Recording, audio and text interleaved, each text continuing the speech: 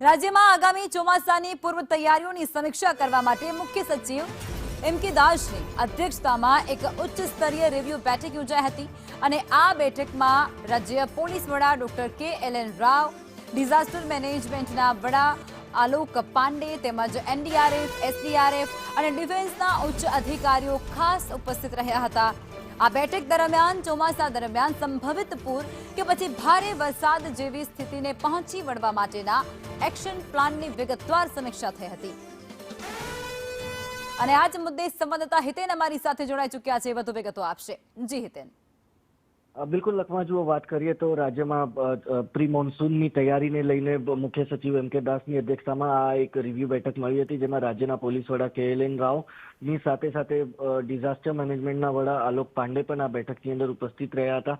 NDRF, SDRF અને ડિફેન્સના અધિકારીઓ પણ આ બેઠકની અંદર જોડાયા હતા, જેમની સાથે ચર્ચા કરવામાં આવી છે કે પૂરની પરિસ્થિતિ અગર રાજ્યની અંદર ઊભી થાય છે તો કેવા પ્રકારની તૈયારીઓ કરવામાં આવી છે, કારણ કે જે હિસાબે દર વર્ષે તસવીરો જોવા મળતી હોય છે એવી તસવીરો અગર આ વર્ષે ફરી એકવાર જોવા મળે તો કેટલી તૈયારી છે અને કેટલું સક્ષમ છે રાજ્યનું ડિઝાસ્ટર મેનેજમેન્ટ કે લોકોને કોઈ પણ પ્રકારની તકલીફ ના પડે એના માટેની આ એક બેઠક જે છે તે યોજાઈ હતી, જેની અંદર એક પ્લાન ઓફ એક્શન બનાવવામાં આવ્યો અને તેના અમલીકરણ માટેના કેટલાક દિશા નિર્દેશ જે છે તે મુખ્ય સચિવે ખુદ ગુજરાત પોલીસ અને ડિઝાસ્ટર મેનેજમેન્ટને આપ્યા છે।